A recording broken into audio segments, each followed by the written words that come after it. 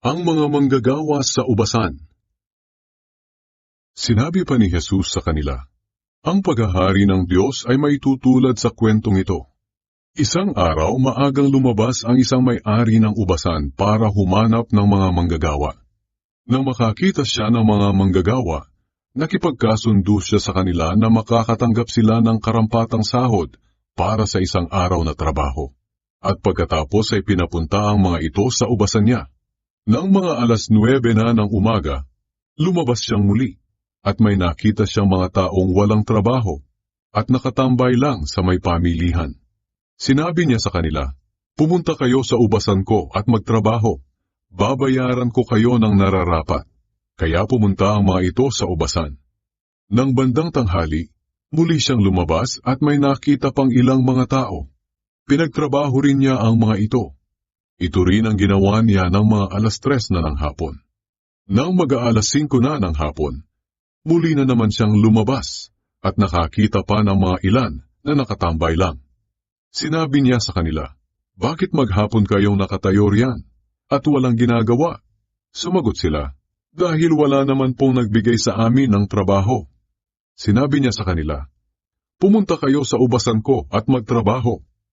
Nang magtatakip silim na, sinabi ng may-ari sa kanyang katiwala, tawagin mo na ang mga manggagawa at bigyan ng sahod.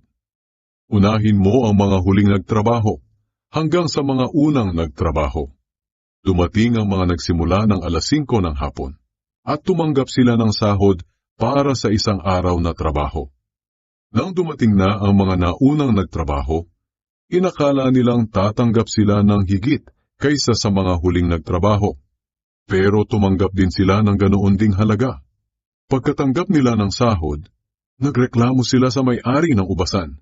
Sinabi nila, ang mga huling dumating ay 1 oras lang nagtrabaho, samantalang kami ay nagtrabaho ng buong araw at nagtiis ng init, pero pareho lang ang sahod namin. Sinagot ng may-ari ang isa sa kanila, kaibigan, hindi kita dinadaya. Hindi ba't nagkasundo tayo na bibigyan kita ng sahod para sa isang araw na trabaho? Kaya tanggapin mo na ang sahod mo at umuwi ka na. Desisyon ko na bigyan ng parehong sahod ang mga huling nagtrabaho. Hindi ba't may karapatan akong gawin ang gusto ko sa pera ko? O naiinggit lang kayo dahil mabuti ako sa kanila? Pagkatapos sinabi ni Jesus, ganyan din ang mangyayari sa huling araw. May mga hamak ngayon na magiging dakila, at may mga dakila ngayon na magiging hamak. Ang ikatlong pagpapahayag ni Jesus tungkol sa kanyang kamatayan. Habang naglalakad sina Jesus papuntang Jerusalem, inihiwalay niya ang 12 tagasunod sa mga tao. Sinabi niya sa kanila, pupunta na tayo sa Jerusalem, at ako na anak ng tao ay pagkakanulo sa mga namamahalang pari at mga tagapagturo ng kautusan. Hahatulan nila ako ng kamatayan at ibibigay sa mga hindi Hudyo para insultuhin, hagupitin at ipako sa krus. Ngunit mabubuhay akong muli sa 3 araw. Ang kahilingan ng ina ni Santiago at Juan. Lumapit kay Jesus ang asawa ni Zebedee, kasama ang 2 anak niyang lalaki. Lumuhod siya kay Jesus dahil may gusto siyang hilingin. Tinanong siya ni Jesus, ano ang gusto mo? Sumagot siya, kung maaari po sana, kapag naghahari na kayo, paupuin niyo ang 2 kong anak sa tabi niyo, isa sa kanan at isa sa kaliwa. Pero sinagot sila ni Jesus, hindi ninyo alam kung ano ang hinihingi ninyo. Kaya ba ninyong tiisin ang mga pagdurusang titiisin ko? Sumagot sila, opo, kaya namin. Sinabi ni Jesus, maaaring kaya nga ninyong tiisin. Ngunit hindi ako ang pumipili kung sino ang uupo sa kanan o sa kaliwa ko. Ang mga lugar na iyon ay para lang sa mga pinaglaanan ng aking Ama.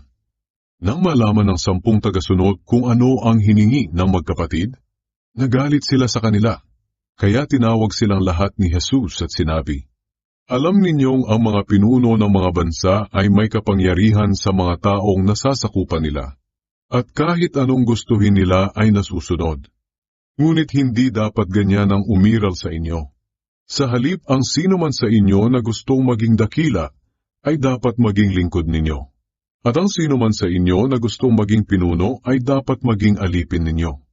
Maging ako na anak ng tao ay naparito sa mundo, hindi upang paglingkuran, kundi upang maglingkod at magbigay ng aking buhay para maligtas ang maraming tao. Pinagaling ni Jesus ang 2 bulag. Nang papaalis na sa Jericho si Jesus at ang mga tagasunod niya, sinundan sila ng napakaraming tao. Samantala, may 2 bulag doon na nakaupo sa tabi ng daan. Nang marinig nilang dumaraan si Jesus, sumigaw sila, "Panginoon, anak ni David, maawa po kayo sa amin." Pero sinaway sila ng mga tao at pinagsabihang manahimik. Ngunit lalo pa nilang nilakasan ang kanilang pagsigaw, "Panginoon, anak ni David, maawa po kayo sa amin." Tumigil si Jesus, tinawag sila at tinanong, "Ano ang gusto ninyong gawin ko sa inyo?" Sumagot sila, "Panginoon, gusto po naming makakita." Naawa si Jesus sa kanila, kaya hinipon niya ang kanilang mga mata. Agad silang nakakita at sumunod kay Jesus.